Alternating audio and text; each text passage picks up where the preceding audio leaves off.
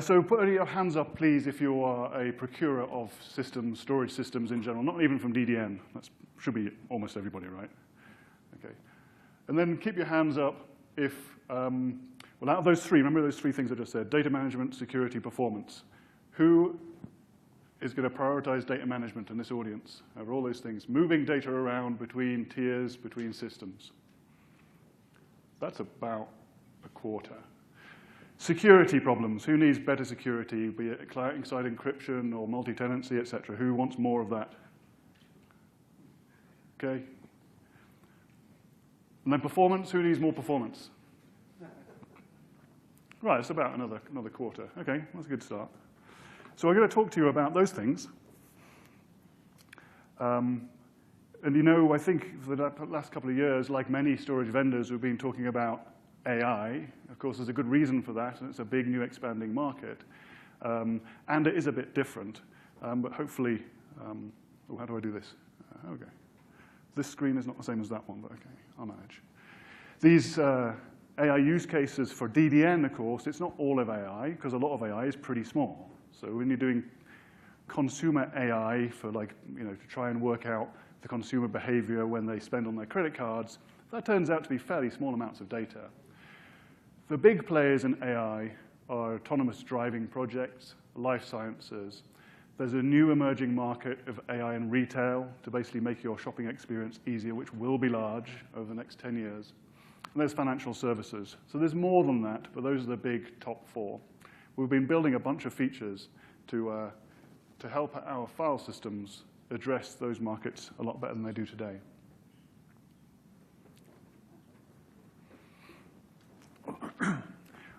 About 2 years ago, when was it, Peter? 18 months ago, we took on the Lustre engineering division from Intel. These are the people absolutely primarily responsible for building a very, very large percentage of that code, and also hold responsibilities in building that Lustre file system and making it available for the community, hosting user groups, et cetera. So 18 months on, then we're still doing that. The user groups are getting very high attendance. We're still building those the Lustre builds. We're still sponsoring and hosting those groups and hosting the build area for Lustre.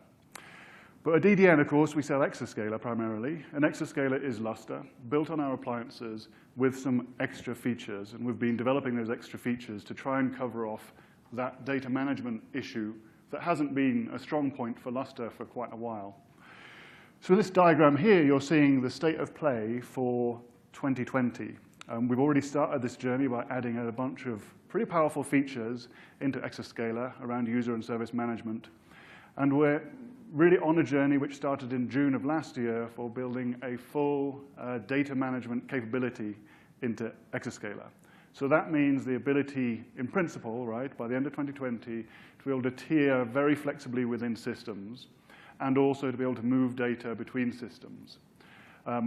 We do this in multiple different ways, and I'm going to dive into a little bit of detail about the mechanisms we have for moving data from A to B and how we're going to manage that within the stratagem architecture. There's also multi-tenancy security and multiple security areas that we've been focusing on within Exascaler. Performance is, you know, always a pretty important thing to us, but honestly, we can't help ourselves but be high performant. So we don't have to prioritize it with engineering because they're always fast.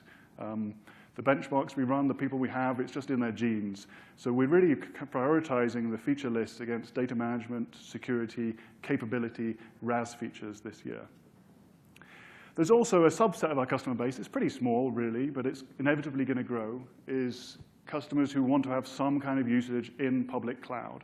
So we have a bit of a multi-cloud story here. I'm going to tell you a bit about that, just in a space of 5 minutes.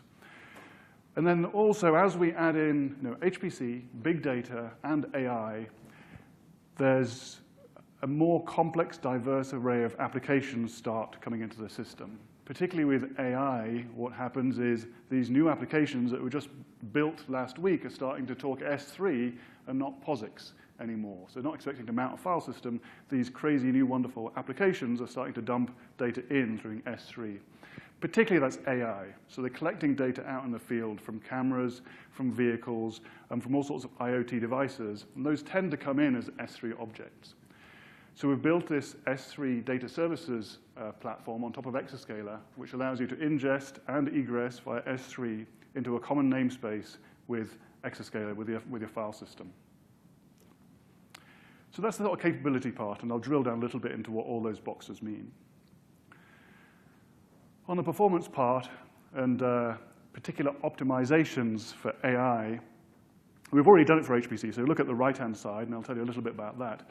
On the right-hand side, we've done some very deep engineering work to try and cope with high concurrency applications, with checkpointing problems where you've got, let's say, 8,000 nodes, each running multiple threads, and they're all doing shared I/O into a common checkpoint file.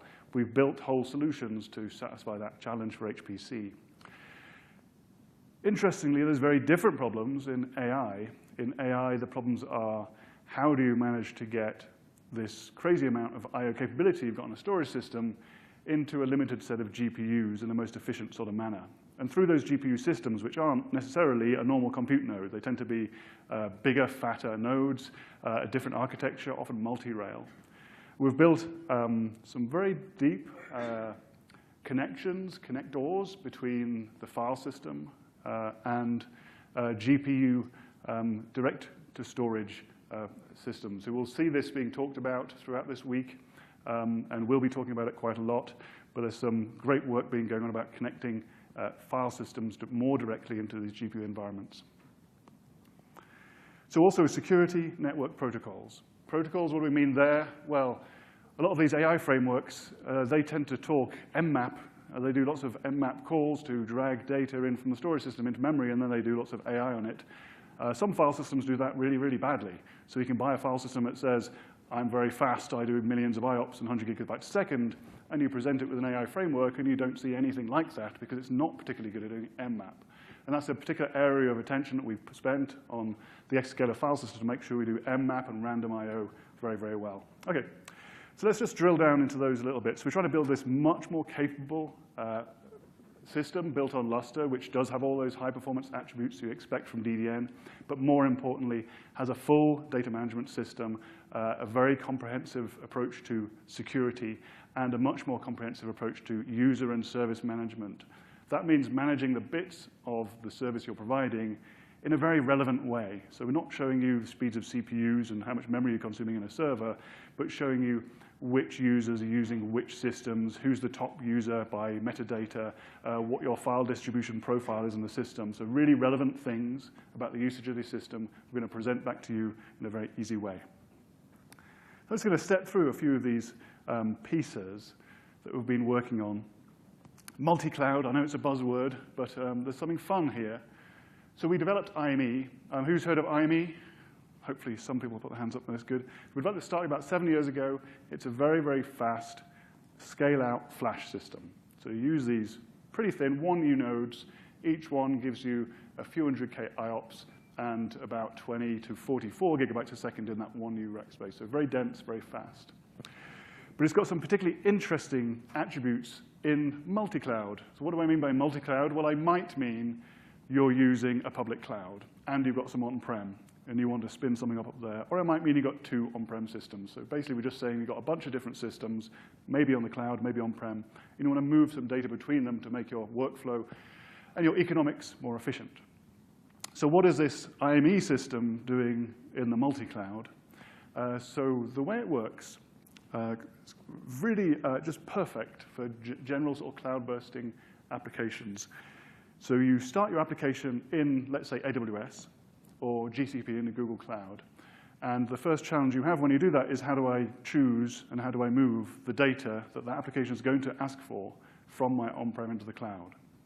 The next thing you do once the application's finished, once you've done that job, you've got to say, OK, what's changed? And I want to move that down and take it back on-prem and make it safe. And then I've got to pay the public cloud for those egress costs for that data I just moved out.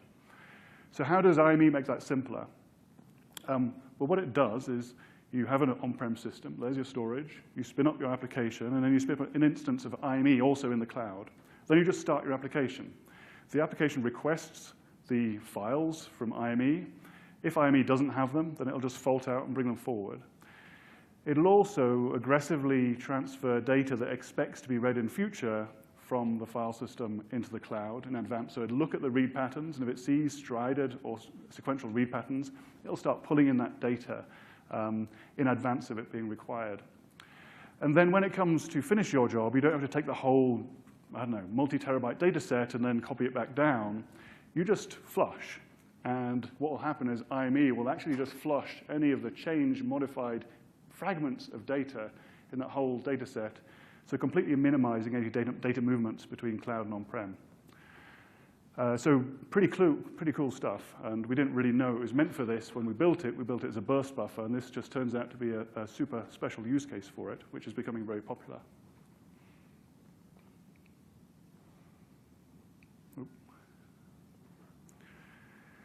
In security, for a while we've been developing multi-tenancy. So that's the ability to have a bunch of physical clients or virtual machines or containers, have them authenticated through a secure shared key or through Kerberos, and then ensure that those objects, might be clients, only get access to a particular subdirectory tree structure in the file system.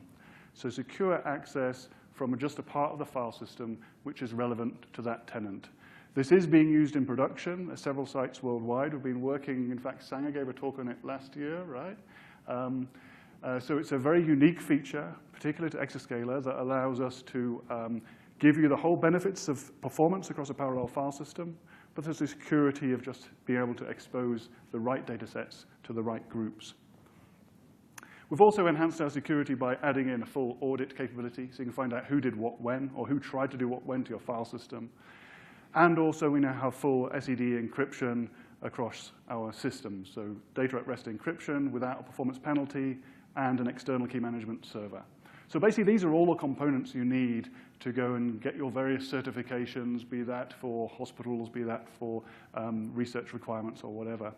So we've done a lot of work on security, and we're very interested in hearing from customers with new security requirements. It's usually a very wide space, and all the hints we get from real-world customers and real-world requirements are great for informing our roadmap on security. So come and talk to us if you have additional requirements beyond these. We are anyway working on looking at early 2021. There will be client-side encryption as well as this at-rest encryption. So things are moving forward, but any more hints and suggestions from customers would be very welcome. Containerization is basically a side effect of doing AI today. So things like the DGX naturally deliver you the AI frameworks in the form of containers. And containers can be a little bit of a headache for many reasons. The main two really are managing the new load balancing requirements for containers. So you don't now have just one OS. You might have one OS with 20 or 30 containers running in it, and you want to give parallel access to the file system. Fortunately, naturally with a parallel file system with Exascaler, that isn't really a problem. It's a very well containerized client, and each one of the containers will have pure parallel access across all the servers. I mention that because it really just isn't the case for scale-out NAS systems and for other parallel file systems. The other major issue is managing security in containerized environments. Normally in an HPC cluster, our customers tend to pretty much trust the fact that nobody's going to hack and get root on the compute nodes. I guess it doesn't always work out like that, but generally that's an expectation that we're living in a relatively trusted area inside our compute nodes. With containerization, that gets a little bit more tricky because your users could have root on their containers, and your containers are going to be running in your clients, and then potentially they will have root access to the file system. One very nice feature of Exascaler and Lustre underneath it that's been there for a long time is the ability to prevent root on clients getting access to the file system. There's a few other areas we've done around optimizing both security and performance and management of these containerized environments. A little bit more fun about Exascale, a bit more about IME. I've talked about IME before, but with this story has become simpler and simpler over time. As IME's become more mature, essentially all the caveats have gone away. So now it's just a really standard piece of software you install on your flash, and it all works. Nodes fail, disks fail, the production service continues, You put the disks back in, you put the nodes back in, everything still continues. So it's now a very robust platform. We're at IME 1.3.1 now, just released a few days ago. And it's extremely mature, and I think we'll hear a bit from Texas Advanced Computing Center about that later on today. They've deployed a rather large system. It's a rather long talk. I could talk about it for about an hour and a half. But just a couple of the features here. We're deploying this flash layer of hardware, and then on that we're running our IME servers. And it's going to add some extra features that you don't normally get in file systems. And those features are really going to give you performance and performance consistency. You get performance because we do the data path different. So when the application sends I/O to the storage, we're not doing the normal stuff a file system does. Actually, what we're doing is we just track the precise fragment of data that was issued by the application. We track that individual fragment. We don't associate it with an inode in a file and then do a read, modify, write, et cetera, et cetera. We just put the data on the flash and track it through a very fast, scalable metadata system. That means we can change the data path entirely, and it means the consequence is you can do random I/O, hard I/O, any kind of I/O you like, and you'll get nearly streaming performance from that terrible application I/O pattern. If you look at the IO 500, you'll see that repeatedly. IME results for the hard IOR write are really just fantastic, and everybody else gets crippled badly by that tough IO pattern. The other fun thing is this client real-time monitoring you see on there and dial-in erasure coding. What that's doing is the clients are monitoring the latency of responses from all the servers in the network. And if there's some servers that are a bit slow, it'll just move the data a little bit more preferentially away from that system. So regardless of the change in activity across the network, across the servers, bottlenecks are rising and coming and going, we're going to, in real time, manage the I/O in the best way down to that server layer. The consequence of that is, if a particular server is being slow, the whole performance doesn't drop to, let's say, a half. It just drops by the amount of performance you've literally taken away, which is very different from parallel file systems. This is a big one, so you'll see a lot about this over the next year. So Stratagem is a scanning engine we've built into Exascaler. It started with a project called LIPE, developed initially by Eligi and our Lustre group, and we've developed and built on that for the past year. It's been a major project. So it's native into Exascaler. You don't need external servers. It's an extremely fast scanning engine, and it scans in parallel all the storage systems sitting underneath the Lustre file system. That's the starting point. Then you build a policy engine on top of that. You plug it into the change logs to make it more efficient for repeated scans, and you add this Stratagem state database. So these are the pieces being added, these latter pieces, over 2020. So by the end of this, you're able to run these data management jobs, be they HSM-style jobs or data tiering-style jobs, and you can track and see trends and history. And if you look at the top, you'll see what we've done and what we're doing on top of that stack, on top of that data management stack in Exascaler. What we've already done is delivered hot pools. We did that in June, July of this, just this past year.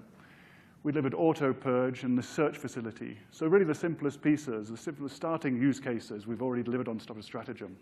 Hot pools is hot flash pool, cooler disk pool, and hot pools is basically going to manage the hot data into the flash, and cooling data, it'll manage that into the drives. So you don't have to do anything. You just buy some flash, buy some disk, say this is hot pool, and then Exascaler will manage the data in the optimal way, keeping the hot stuff in the hot area and the cool stuff in the cool area. The blue stuff is what we're adding in through the year. There's a simple file sync and a simple cloud sync that allows us to just take some files and copy it to a remote system. That might be for cloud bursting or whatever. Similarly, for cloud sync, that's taking some files and moving them into S3, all managed through the same kind of Stratagem interfaces with a common REST API management. You'll see a little funny word there, snapshot. We're adding snapshot facilities into Exascaler during 2020, and again, that will be managed through Stratagem, and snapshot will allow us to have user self-service into their snapshot histories to be able to look back through and find files which they might have lost, and I'll talk about a little bit about that.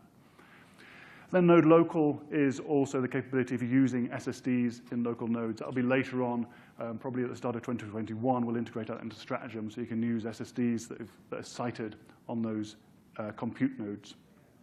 So as you can see, that's quite a big program. We've already started delivering the first few pieces, and you'll see through 2020 these new data services coming out of that as we move forward. A snapshot, I mentioned that. I'm just moving a bit faster because we don't want to use up all the time. Snapshot's been a very common requested feature for Exascaler. So as we build up this data management capability, we also introduce a decent snapshot capability for whole file systems to really enable those major 2 use cases initially. Use case 1 is my user's accidentally deleted his file, and he wants to find what he did a week ago and bring that back. So that's going to be a capability. The user will have tools that allow them to retrieve those snapshots. And then the second capability is plugging into the stratagem system to enable data movements based on snapshots.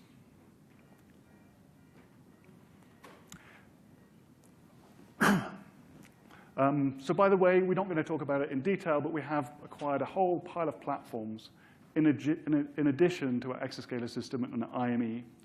The enterprise division of DDN, which you saw from Paul's slides earlier on, has platforms that support highly virtualized environments, iSCSI, OpenStack. They provide NAS capabilities. They support S3 object stores. They provide integrations with SAP HANA and other database and analytics. And then on the DDN side, the at-scale side, of course, we do the things we've been talking about today. The point is we can address a lot more of customers' workloads. So if the customers like the DDN approach and they appreciate the interfaces they have with DDN, then there's more we can do starting now as we acquire these new systems. Just to finish, just the last few minutes, we have been working on our A3I program. This is a combination of engineering, of qualifications, benchmarking, tuning, optimization, working closely with partners like HPE and NVIDIA around their GPU platforms. This has reached a strong level of maturation right now, and we've had some very strong successes, not least around the ease of use. So we have had some instances in the past where we've taken quite a long time to install some systems. What happened just last week was we installed some systems, though, and we got to a 400 gigabyte a second throughput number after 5 hours of delivering the systems. Right? So systems arrived in boxes. 5 hours later, we're doing 400 gigabytes a second on these AI400 platforms. That's because they get installed at the factory, tested at the factory, shipped out, they're all ready to go, they're ready to scale, and you plug them in, and you just run IOR, and you kind of get the huge number. This is actually called a superpod. So superpod is something that Jensen's going to be talking about right now, and talking about from NVIDIA. It combines a whole set of DGX2s into a very powerful supercomputing platform using the NVIDIA GPUs. And we've been working with them to make sure we provide the best platform, the simplest platform for pushing the data into those GPUs with the highest possible performance. And also, a little side effect of these new AI customers is we need to do that much more simply than we have done in the very high-end HPC environments. So all the NVMe systems, those AI400Xs, you see this little red cross, which is the X, those are delivering us 3 million IOPS in 2U, 48 gigabytes a second. So if you add that up, that's like 63 million IOPS in a rack, all completely in there. Metadata systems are in there. Storage systems are in there, all in that 2U. So you just put one in and then keep adding and adding metadata and capacity as you go forward. And talking about adding, then there we go, some numbers. There's 10 AI400s showing you the ramp up to 400 gigabytes a second, just a few hours after installation last week. OK, so that's it. Finally, one last slide. If you liked all that stuff and you're very sad now because you're not running Exa 5, you're crying and then thinking about just giving up entirely, don't worry, because we have a product called Dataflow, and that will help you move all your data from your existing file system onto an Exascaler file system, and then you'll be happy again. What Dataflow does is it does this very fast, using checksums, so very safely, very securely. We developed quite a large program to enable people to migrate from other file systems onto Exascaler, and we'd love to talk to anybody who wants to do that. OK, thank you very much.